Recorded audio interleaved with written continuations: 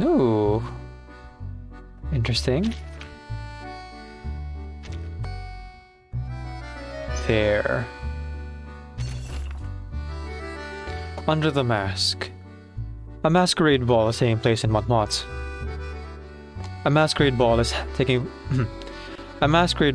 place in Montmartre. It lacks a clear theme, but a mask is required for entry. So you pick up.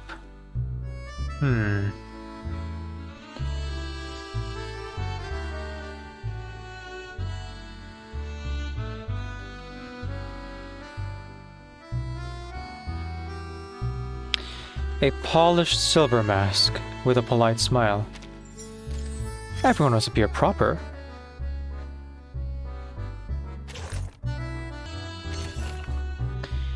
Before a shop window on the Champs-Élysées. You stop for a long time. So long you don't notice the sky changing. What you were staring at is...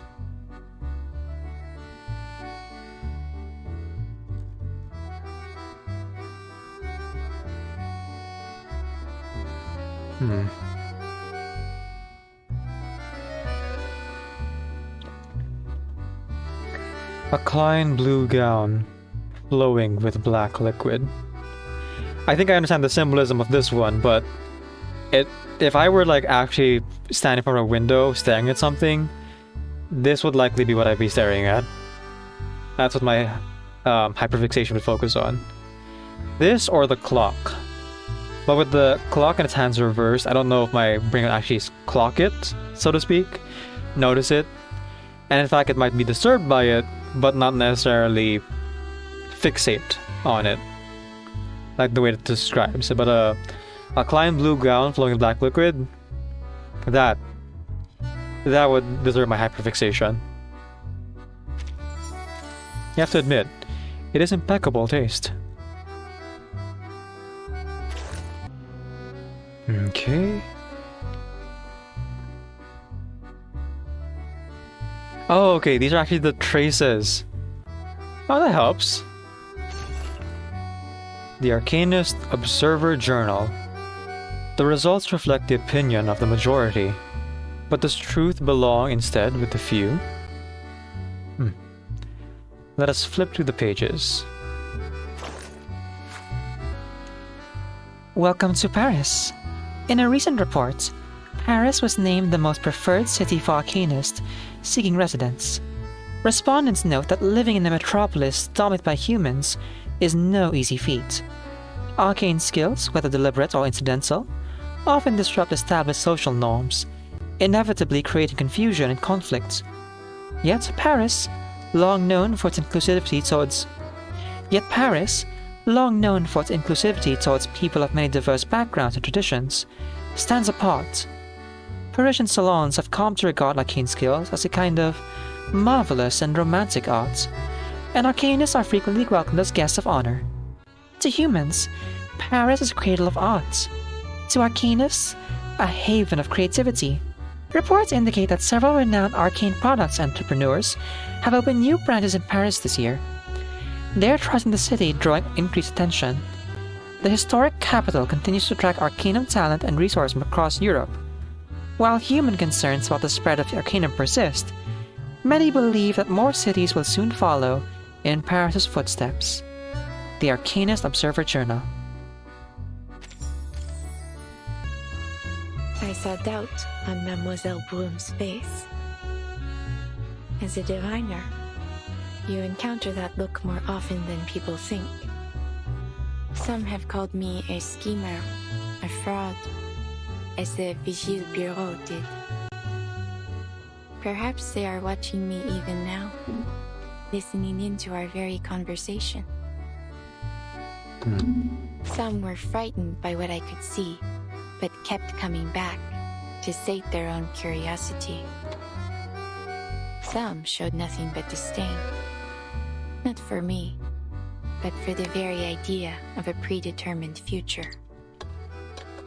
I admired their courage. Groom was not any of these. She was a fourth kind, one who tries to ignore the prophecy, but in doing so, only finds herself carried further into its stream.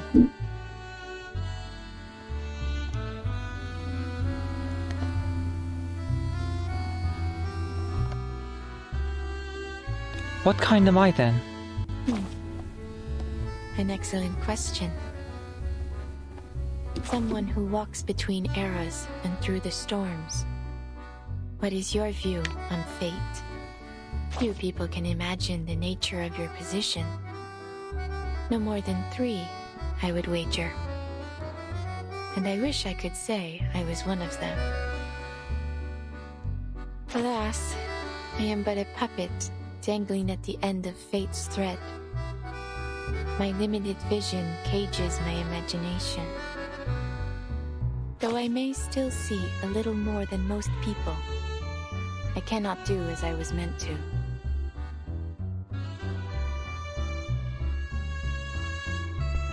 Your hands are tied. Is that what you're saying? I have lived long enough to know better than to act against fate. Though, in fact, what I would have done differs very little from what I was meant to do. What do you think? Is it perhaps fate that determined my personality? Or my personality determining my fate?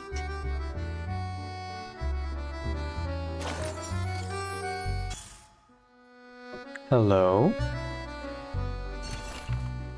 Witness report. An unremarkable witness report. All rumors, whispers, and tales. Every passerby keeps a few in their pockets. Inquire. Midnight whimper. A hotel security guard says he often hears a woman's sorrowful voice during his nightly rounds. But whenever he investigates, he finds no trace of anyone hiding in the hallways or rooms.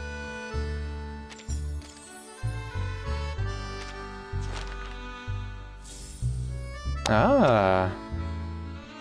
Intel folder. It may be a rare kind of awakened. Mass reading of objects is not recommended unless it makes a sound it shouldn't right in front of you. I do have to like rest my rest. Oof. But after the next part, we'll continue again tomorrow. And the VOD will be up permanently on YouTube and then for 2 months on Twitch, in case folks want to see that again. Voices and debates. You're just about to enjoy your Mont Blanc and a rich cup of coffee when the argument at the next table gets louder. They're bothering you, sure, but one person's view does strike you as the more reasonable one. There is no evil, only good that society has recognized. A lover is the part of yourself that got lost among humankind. One must realize they were whole from the very beginning. Those who withdraw from society are running from their responsibilities.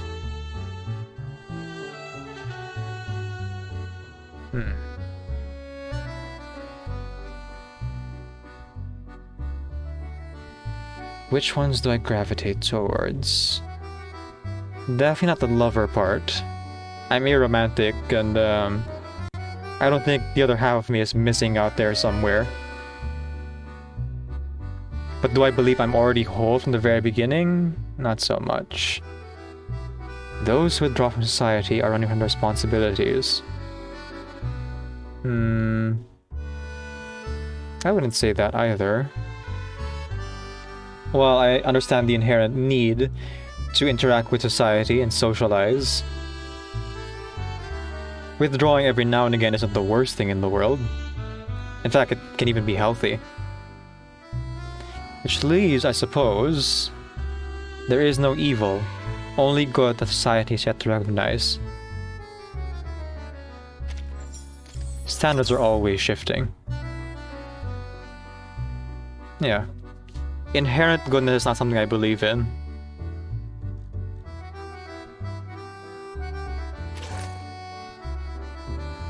I think we all have the capacity to do good or ilk, depending on our perspectives and our circumstance. witness report. An unremarkable witness report. All rumors, whispers, and tales. Every passerby keeps a few in their pockets. Exotic mask. A homeless man claims he saw someone in a blind alley wearing a crab mask. The person appeared well dressed, not like someone living on the streets. The animated expression on the mask could change, as though the shell itself were the person's real face.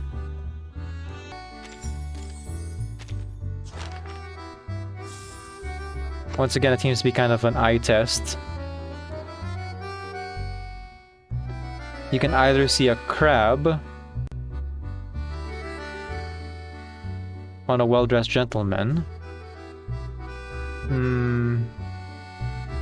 Yeah, I see the pincers now. The little hat. New information about this person can still be gathered.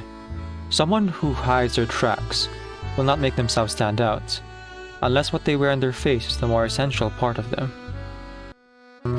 Aha! Okay. There's lore pieces. Alarms ringing. A city of leisure. The only people that ever seem to be busy are the operators and the police. Play the call. Hello? Yes. I need to report a missing person. My Aunt Mary. She is the youngest among the elders in our family. She is a quiet person. She is always reading poetry we don't really get. She doesn't drink, and she bakes the best cakes for the kids. But now she has disappeared. We can't find her anywhere. All her belongings are gone too. Her clothes, her books, her baking supplies. Who would take all that? Who would take all that with them? What does she look like? Oh, sure. She's small and thin, with neat, short brown hair. Ah, and she has a birthmark in her right arm. No, we don't have a photo of her. Yes, we checked every album. I think it's strange too, but there isn't a single picture of her anywhere. She is a part of our family, so I don't know why she's not in any of our group photos. Wait, what do you mean you can't help? Too many missing people with no proof they exist? What does that even mean? Huh. Okay. From a friend. A kind friend sends you a fortune-telling postcard, saying the pattern on the back reveals your fate for the week. You flip it over and see a circle, sharp angular lines, a square missing one corner, soft winding curves. Like, which would I actually prefer?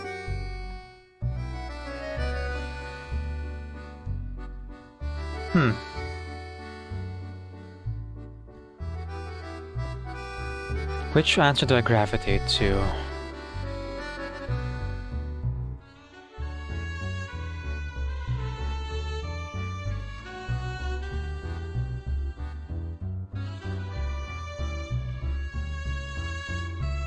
The circle. The most complete, most flawless pattern.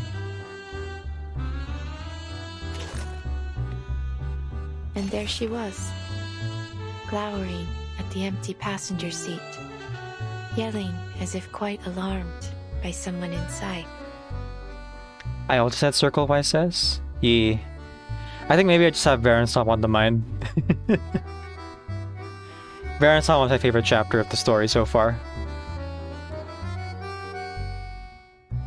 In terms of events, though,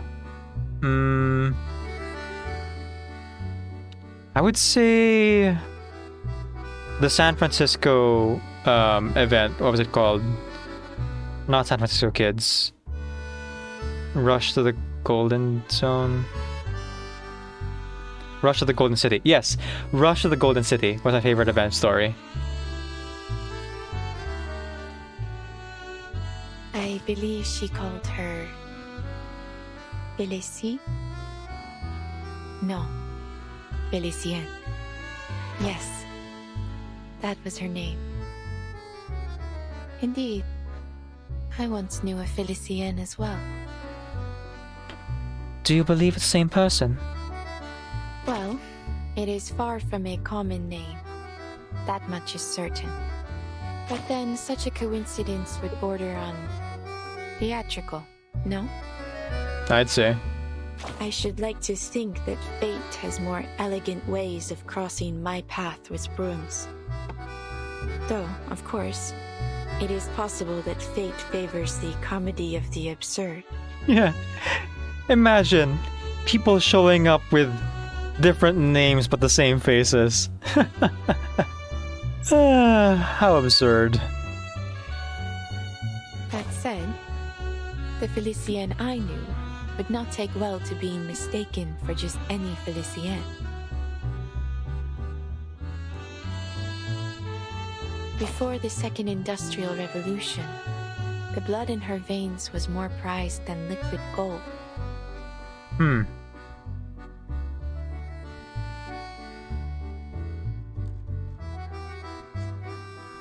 Huh.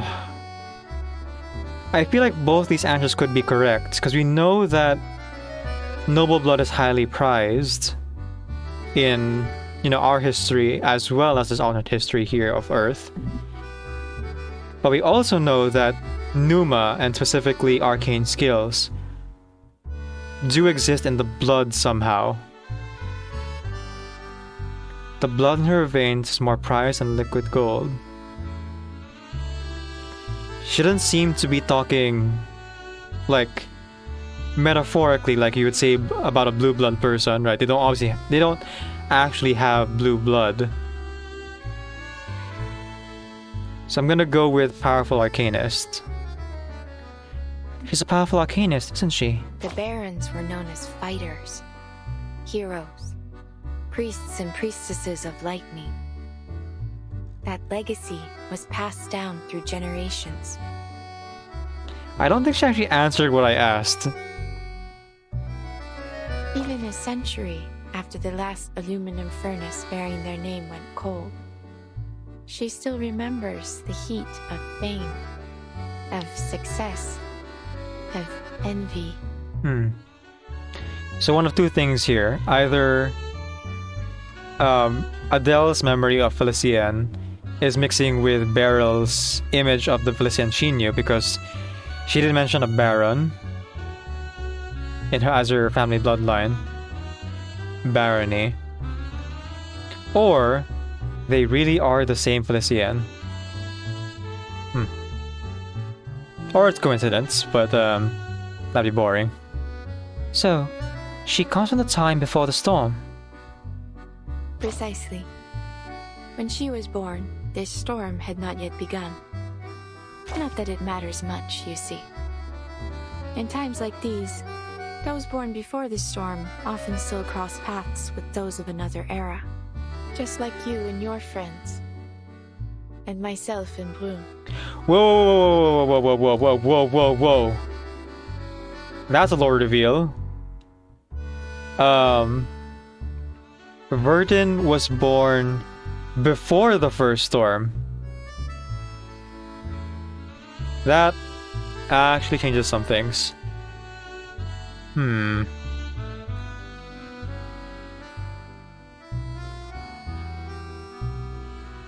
See, I thought that Vertin was born after the storm. But I guess it makes more sense that he was born before, because that's when Erd first goes missing during the events of 1999.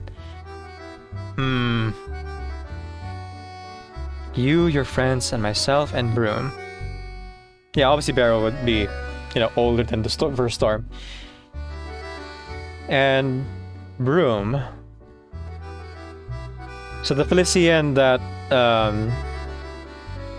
Beryl knew has been reversed. She's been reversed. Yes. The Felicienne I knew disappeared long ago. Absent a miracle, I doubt anyone will ever see her again. That is very, very interesting.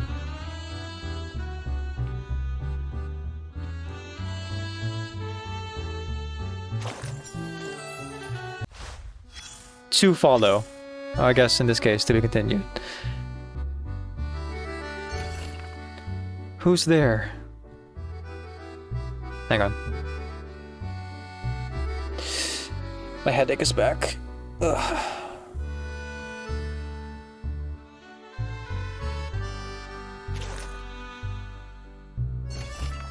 Who's there? Thievery is a craft that demands both courage and skill, but above all, luck. Approach.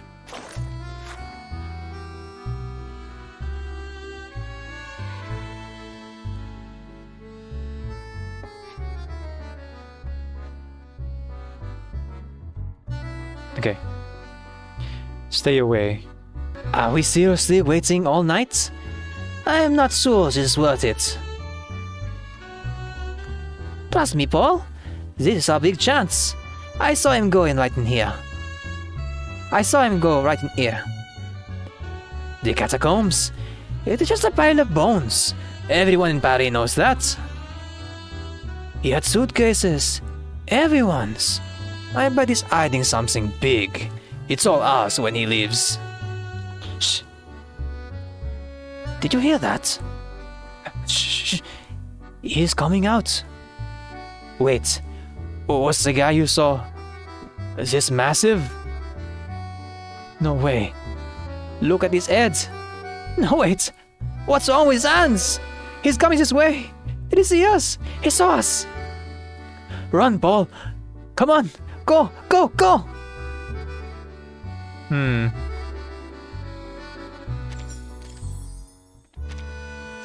Shadows in the night, huh? Ooh, another test. Voices of anger. Voice of anger. Chants from marches and protests echo throughout the streets. You begin thinking about the roots of this era's unrest. Those sources of fear, anxiety, and anger. Perhaps they come from... a breakdown of connection and distance between people. A crisis of civilization and primal aggression. A collapse of morals and the decay of the human heart. A world out of order and a universe out of balance. And these are all very grand statements, these three over here. But I think at a basic level, people need people. And so I would say that like this much unrest is not I'm not saying that's like not affected by the goings on of the world and like society not working as it should, but on a individual level I think I'm more focused on is a greater impetus for this kind of surge of fear and anxiety. So I'm gonna go pick a breakdown of connection and distance between people. No one truly understands anyone else.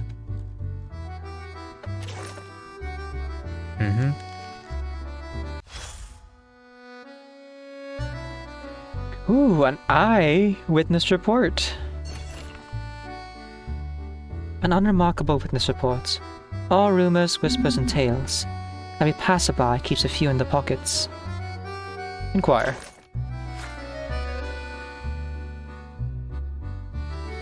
Riverbank lights. Riverbank lights. A boatman on the Seine said he saw unusual blue flames near the riverbank at one night. They disappeared when he got closer. He insists he has never seen will-o'-the-wisp in all his 20 years on the river. Will-o'-the-wisp or just a person? Like a woman's silhouette with a veil.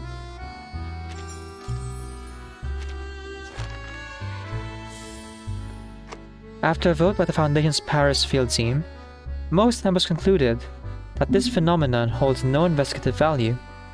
Only a historian remarked that when ancient Romans mentioned the Styx, they often associated with fire. we consider the connection far-fetched.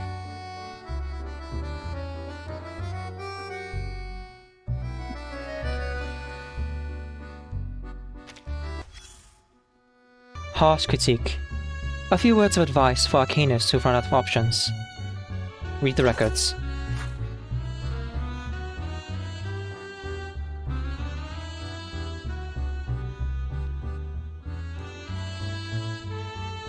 Okay, I'm gonna go ahead and read this in A Knight's voice. The Sun King's favorites. During Louis XIV's reign, life for most nobles of the swords was tough. They had to live at Versailles and follow elaborate etiquette to show their loyalty to the king. Earning even a small amount of royal favor meant extra rewards and yearly salaries, which helped them manage their debts. However, some families refused to exchange their swords for robes. Old aristocratic families with arcane bloodlines continued to flaunt their unique arcane skills. The Baron family was one of them. Once commanders of thunder and lightning on the battlefield, the Barons now performed parlor tricks at banquets to gain social status. As time passed, their wealth dwindled. After the Napoleonic era, these noble families found themselves deeply in debt, often selling off their possessions to survive. Investing in business became more common and was no longer seen as disgraceful. Fortunately, the rise of aluminum gave Monsieur Baron the chance to apply his arcane skills to this new industry, bringing his family a steady income. Yup. But their success didn't last. As new weapons and a new social order emerged, human technological progress made low-output arcane skills obsolete once more. Electric lights and wiring became commonplace, and the Hall Herald's process made aluminum cheap, wiping out the Baron family's last viable business. What a pathetic glory of the past. What pitiful noble souls. These nobles desperately need an opportunity, some support, a chance to change times and restore the arcanist's prestige. And the management they recruited them.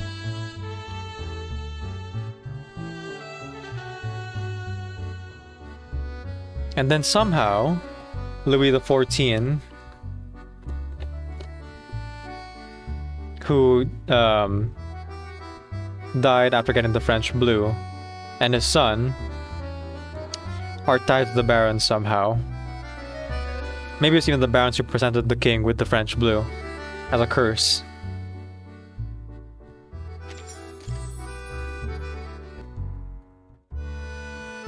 Witness reports. An unremarkable witness report. All rumors, whispers, and tales. Every passerby keeps a few in their pockets. Inquire. Inquire. Elephant in the dream.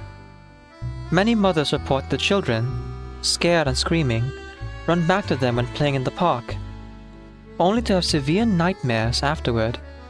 Each dream begins the same way, with a blurry image of a toy elephant.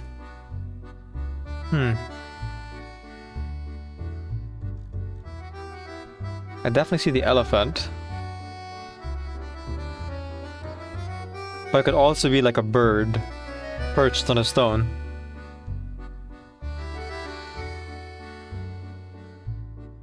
That's like a fun Rorschach test. Could also just be a hat.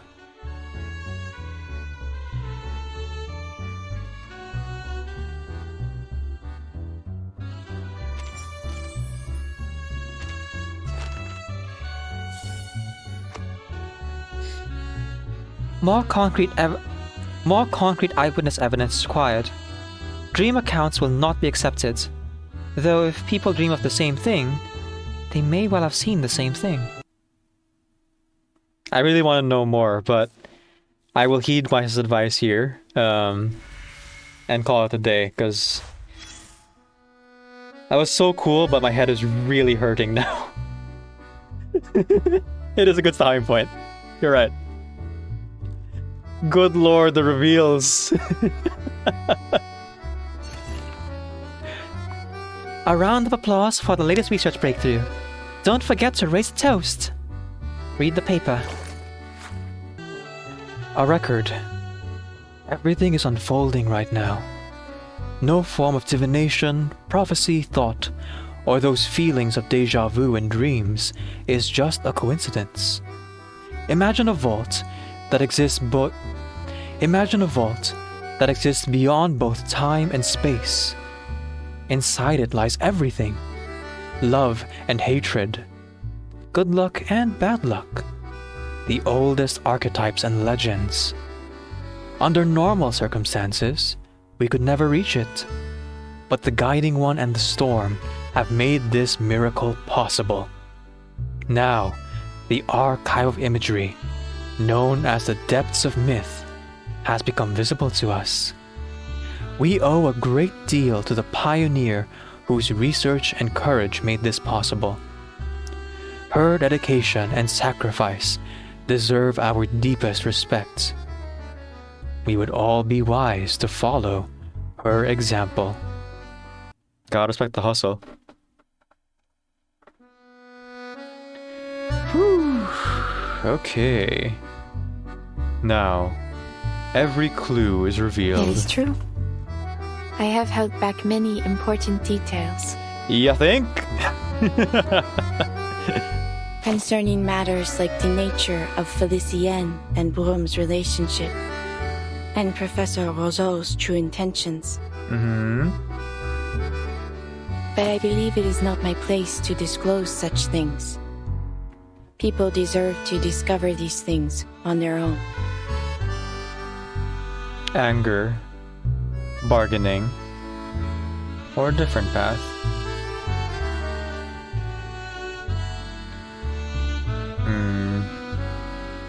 I'm more interested in the part involving Matilda. Ah, of course. And why not? My Matilda. Such a lovely, radiant girl. She has inherited my strength and added to it a vitality of her own. Those who speak with her often leave smiling.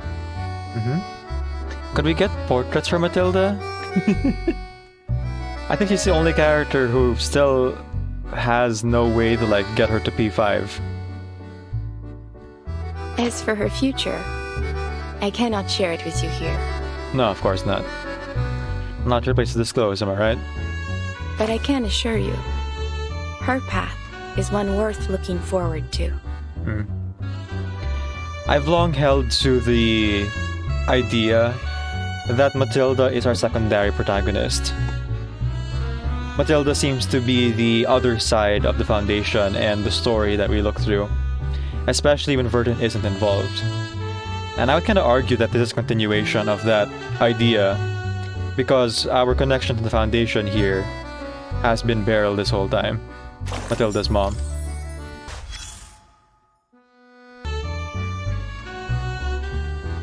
Witness report. An unremarkable witness report. All rumors, whispers, and takes. Every passerby keeps a few in their pockets.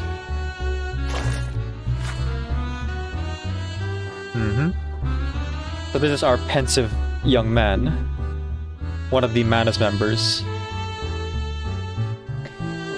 A stroke of genius. A painter sketching a square remembers reaching a point where his artwork was stuck in a bottleneck.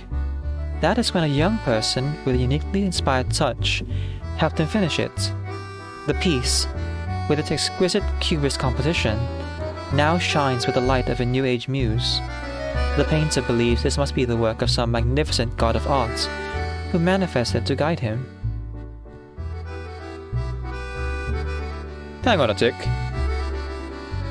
People's veins turning to wires, people eating gold and money,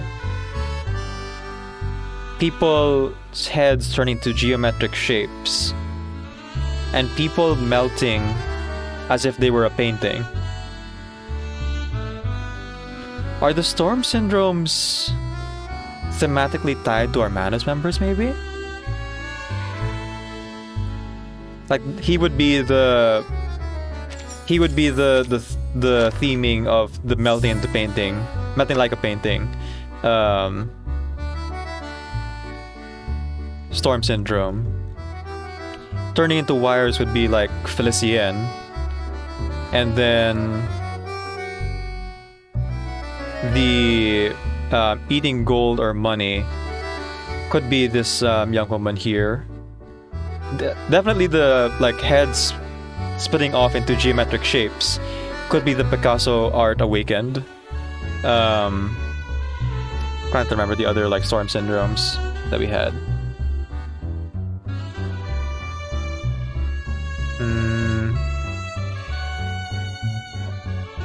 What were the other ones again? We've gone through a few storms now. I'm drawing a blank. Eating money. Wait, the very first one with Regulus, I think, was the melting the cubes. Second one we encountered was eating money and gold. Third one we encountered. Oh, I guess we were already in Verum Swamp at that point, so melting into paintings. And the fourth one we didn't really get to see, as the storm like manifested in a new form rather than like having storm syndrome. We instead had the flood. I'll have to look into the other storm syndromes and see if they would line up with the Manus here. What a cruel storm. So far, the story has followed along a classic direction. Broom walked the hero's journey. But just as it seemed that it might end with triumph, down came the storm. This is the fifth joke fate has played on me. I have no love for the storm either. I must be honest with you. There is something in it that I like. Oh? As dreadful as it may be to stand before a future I cannot foresee, I feel something else. Perhaps you might call it hope. For someone born with my abilities, there is a strange beauty in moments like these. To know how it feels to know nothing. Are you hoping that the storm will break fate's course? Yes. Though I understand, it may come at a great price. Yeah, just a couple of lives.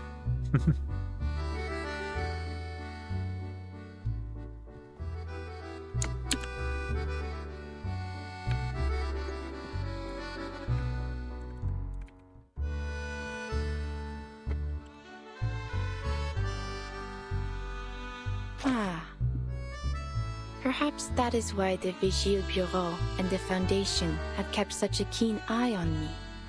Yeah, you're aware of them. Perhaps they think me one of those storm advocates. But why would I advocate for it? I have never asked for it. All I have done is try to understand it. In the interrogation room, what if she has like heterochromia with like a purple and a yellow eye? Or just straight up purple eyes? She's supposed to be Dynamo, but all I've seen so far is Burn. Witness reports. An unremarkable witness report. All rumors, whispers, and tales. Every passerby keeps a few in their pockets. Inquire. Inquire. A whale song on land. A report from a special investigator mentions that her sound measurement. A report from a special investigator mentions that a sound measurement equipment picked up steady infrasound at the Champ de Mars. I think even the M is silent. The Champ de Mars. The frequency and rhythm matched the calls of a whale. Something impossible to hear in Paris. Something impossible here in Paris. She tried to track the source, but couldn't find it.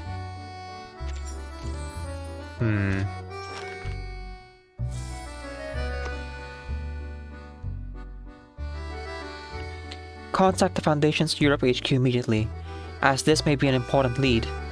Apply for high intel clearance as well. we cannot remain blind to possible containment targets. Containment target.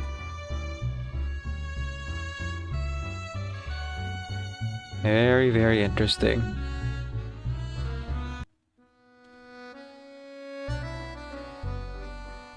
It was then that I decided to help Broom one last time. There was risk in my choice. I could not see what the consequences would be. So much for a silent observer, huh? Still, I succeeded, and the rewards were most generous. Many suspected that I had planned it from the start. A common accusation made of diviners, of course.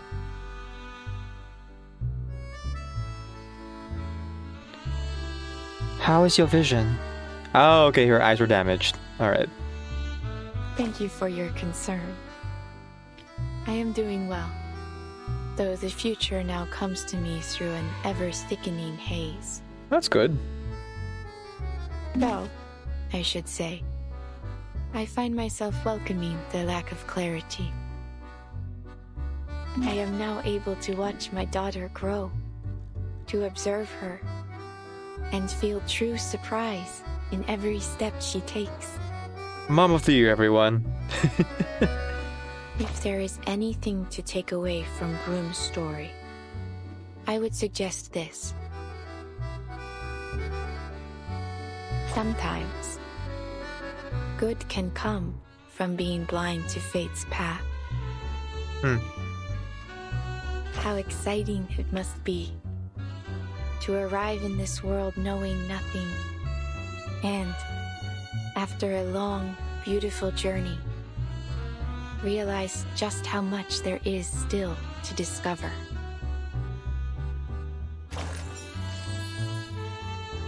Alright, I think it's the last subconscious test.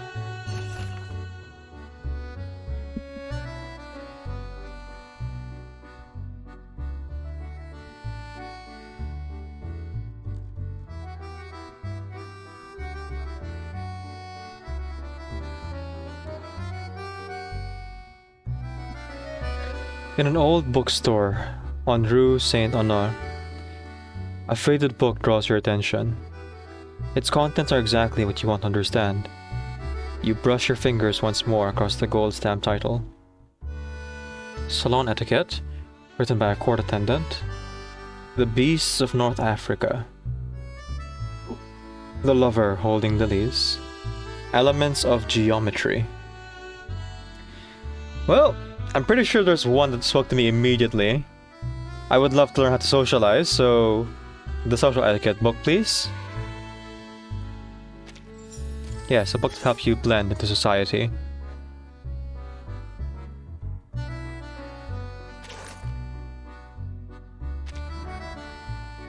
Ah, there it is. The self you portray. The entire history of humankind lives inside the human mind. What we call racial memory. Over time, these shared memories condense into 4 archetypes. Through their imagery and expression comes the collective unconscious.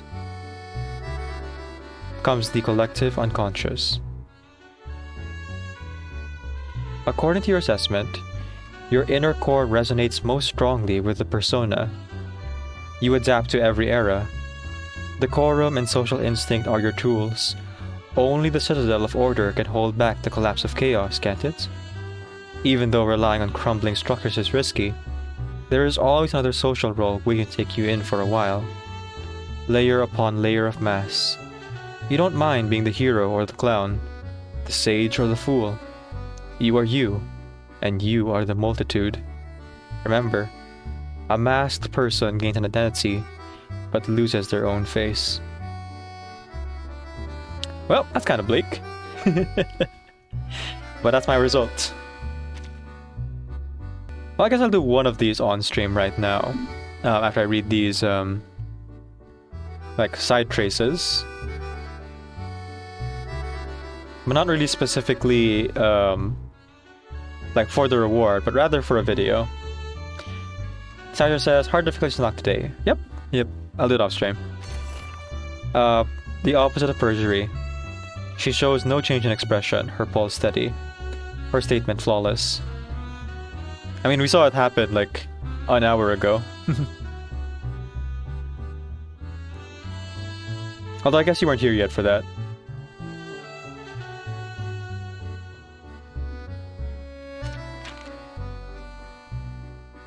No, sorry, not an hour ago. 30 minutes ago. Isn't every day an interrogation comes with so much ceremony? You've got the latest in lie detector technology, and the big guys out to see the results. Now, let us confirm your statement for the third time. I will answer truthfully. Laurent Rousseau, a member of Madison Dictae, deceived the students, including your friend Celia. Yes. You were forced to partake in Madison Dictae's activities. They took control of you. Yes. They dispelled my consciousness from my own body. And Beryl helped you regain control of your body and led you out of the overflowing depths of myth. Oh, okay. So shortly after the San Francisco event, Beryl just kind of just walked right back into the Foundation, acting like nothing had happened. But we know that she wasn't around for the events of Showdown in Chinatown, and was like remotely controlling a doctor to erase Scotty's memory. So did she disappear again, or was she doing that intentionally right then and was still missing? They did say the Ninth Storm specifically. Yes, she saved me. And throughout the whole incident, you never saw Beryl Bowanish acting alongside Madison Dictae. No. And to this day, you haven't seen any evidence that Beryl Bowanish is in contact with Madison Dictae in any capacity. No. I am certain. Huh. ...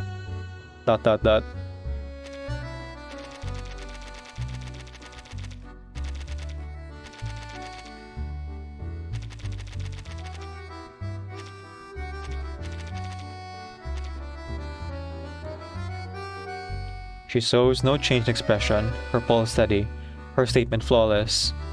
Arms weak, knees are heavy, mom spaghetti.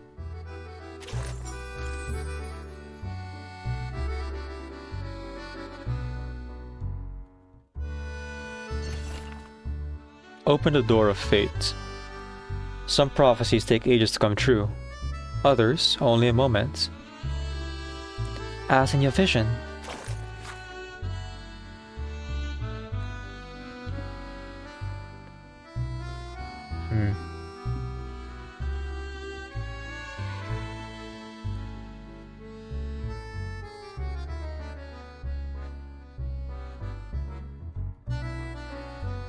Okay. A prophecy comes through. A prophecy comes true. She must have foreseen this moment before. The clean lines of dark marble floor before her matched the image in her mind. Ah, here, this is just a...